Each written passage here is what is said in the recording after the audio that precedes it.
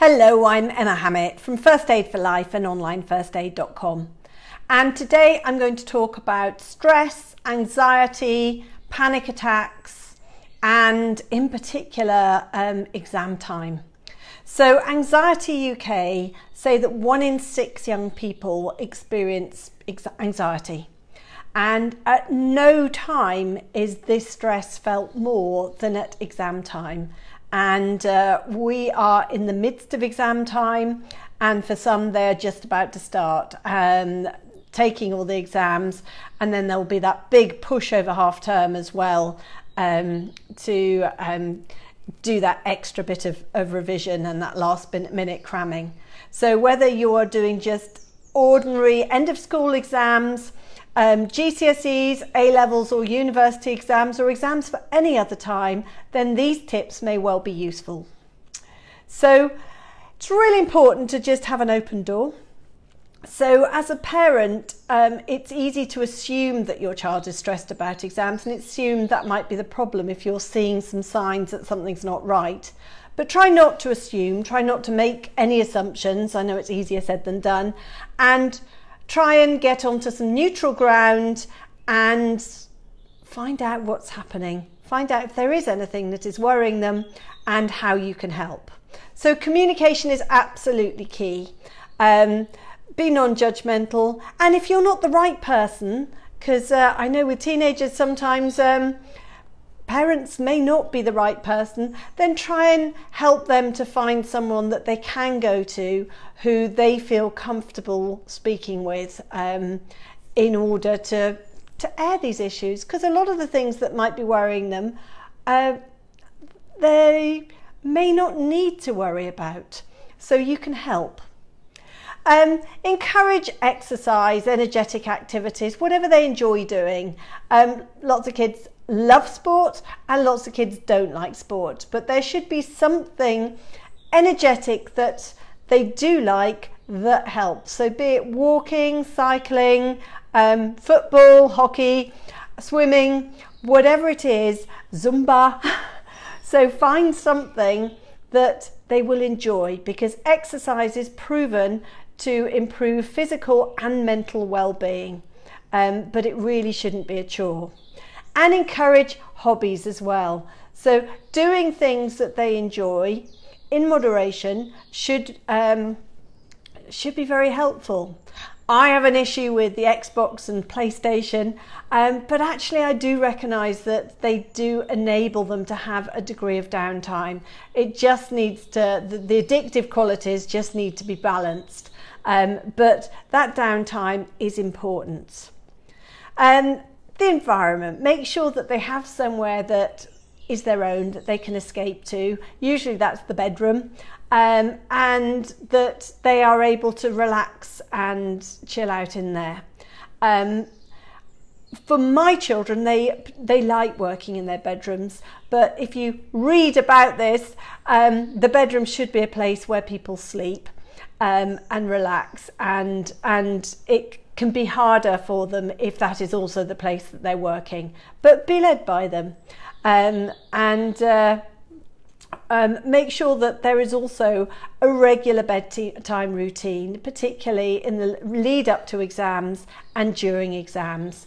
Lead by example, so have regular bedtime yourself, and also lead by example in terms of gadgetry. So take your phone and switch it off and leave it to charge overnight or whatever, but leave it outside your sleeping environment, and try very hard, you and the kids, not to look at the phone at least an hour before bed, because it has been shown that you will get a better night's sleep if that's the case.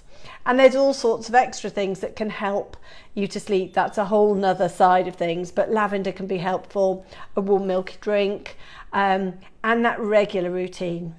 Nutrition is important, and I battle with my kids about their nutrition as well. It's not easy, particularly when they're at university and they are responsible for it themselves.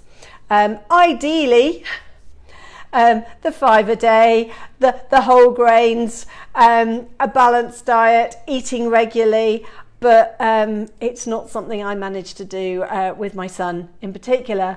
But if you are able to do the nice regular meals, then it has been shown to reduce anxiety and reduce stress levels and make it easier for them to cope this time. Recognising stress.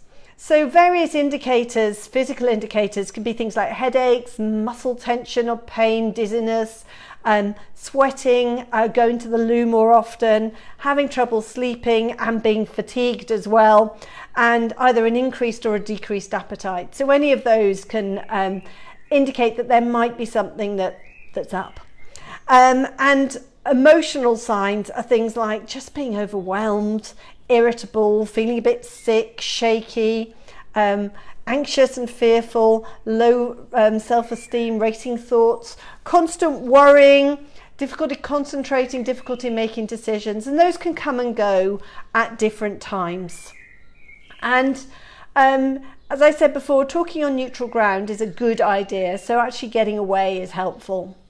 Recognise as well if they could be having an anxiety disorder. Anxiety disorder is often a longer term condition than stress, so repeatedly having your cortisol levels high, which is what stress and anxiety do, is not good for you.